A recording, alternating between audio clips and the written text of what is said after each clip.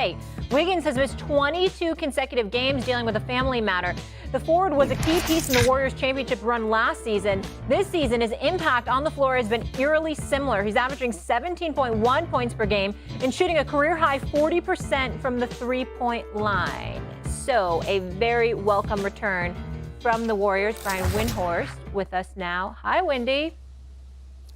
Good morning. Congrats to you. Thank you. That's what I was waiting for. That's why I left the awkward pause for you to fill in the blank. Thanks for doing it as a pro.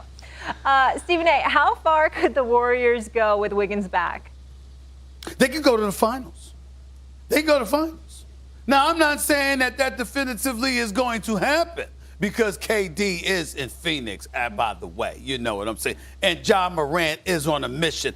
I can't summarily dismiss those likelihoods or possibilities, but I can't rule out the Golden State Warriors. I'm going to remind everybody the blasphemy that came out of the mouths of Richard Jefferson and Chanel Gumake coming on this show is brilliant and as great as they are, but contaminating the ears of our audience with their blasphemy. What are you talking about? You know, to dismiss the Warriors. I'm like, wait a minute. Steph Curry and Klay Thompson, they can't get you one game on the road? Now, I know that doesn't mean that they'll win at home all the time, but, I mean, they are stellar at home, and they're putrid and pathetic on the road. Now, they haven't had Andrew Wiggins. Andrew Wiggins, all right, obviously an elite defender, obviously an 18-point-per-game scorer who can finish in the open court, who can score from the perimeter and can defend. That's an additional third weapon. And so when you look at it from that perspective, okay, with Klay Thompson still shooting and have a good game the other day, neither did Steph Curry, but we know what they are. 4-time champions. 4 times. 6 NBA Finals appearances, okay?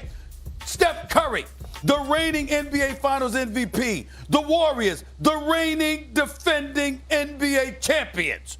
I'm sorry. I can't rule out anything when the West is as wild as it is.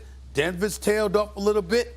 Memphis has been on a roller coaster ride. The Lakers have elevated themselves exponentially defensively, but offensively, we still need to see some things from them on a consistent basis. The Clippers, you never know who's going to be healthy or who's going to be hurt. I mean, and Dallas ain't even in the picture any longer, okay? I'm sorry. I can't summarily dismiss the Golden State Warriors. It is entirely possible that the Golden State Warriors, despite this roller coaster they've been on, that they could end up going back to the NBA Finals. It cannot be dismissed. Yeah, so, Stephen A., I have good news and bad news for the Warriors as we sit here in the last week of the season. Sure. The good news is Wiggins is expected to be with the team today, but probably not play tonight against the Thunder, but maybe could play Friday when they go to Sacramento in a potential first-round setup game in Sacramento. But the good news is, guys, they're going to have their team that won the title back now. Assuming Wiggins can get going, they've got Gary Payton Jr. who left, got traded back, had to deal with an injury. He is back. The team that won the title last season is back together. That is the most probably important thing going into the Western Conference playoffs because that was a mystery for months, even after they traded for Payton and even after they didn't know what was going to happen with Andrew Wiggins. The bad news is they are probably going to have, not probably, they are going to have to repeat 4 series, if they can get that far, without home court advantage. That's never been done before in NBA history. That is a big ask. Now, this is not the Western Conference of your older brother. This is a more meager, more weakness-filled Western Conference. But still, that's a pretty big ask. The other thing that I think the Warriors are probably worried about, when Andrew Wiggins was out earlier this season with an adductor injury. Now, he has not been out with an injury. He has been out due to personal reasons, so it is not necessarily apples to apples. But when he missed about a month earlier this season, when he came back, Stephen A., it really took him a while to get going. It took him like 2 weeks to go, and then he got re-hurt. He couldn't make a shot. And so the concern here is there's no time for that. And out of the gate, we don't know who they're going to play yet. We won't know until Sunday. But it's very possible they could face the Kings, who have the #1 offense in the NBA in the most prolific offensive season in 50 years. You're right.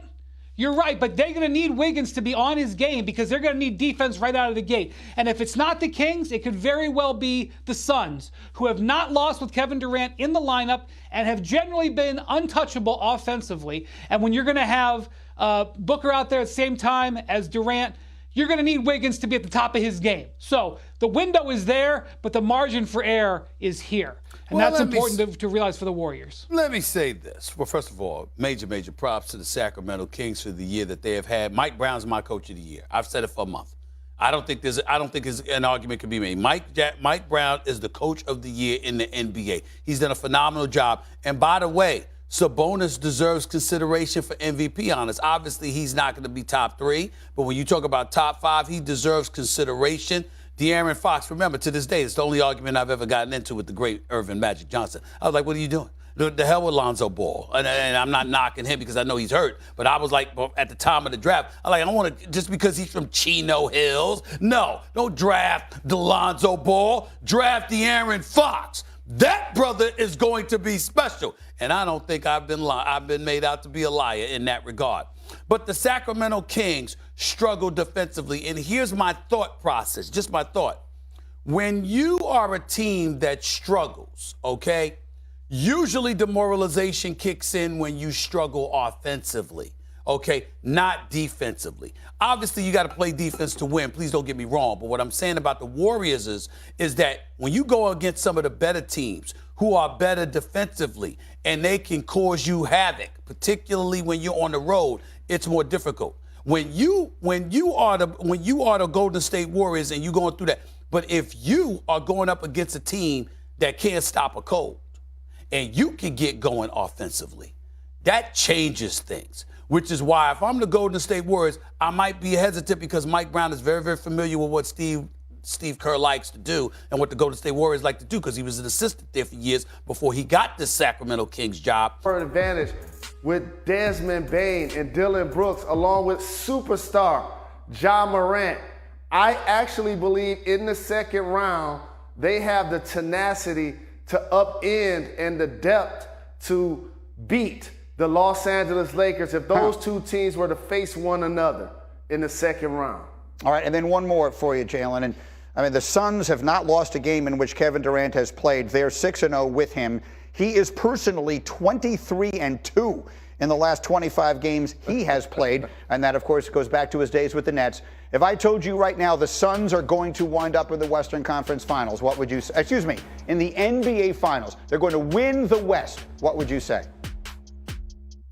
I would say take that. I agree with you.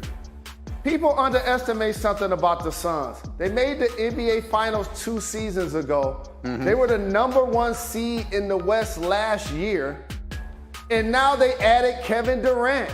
Of course, you substitute Cam Johnson and Mikal Bridges, future all-star in Bridges for sure, and 2 terrific young players.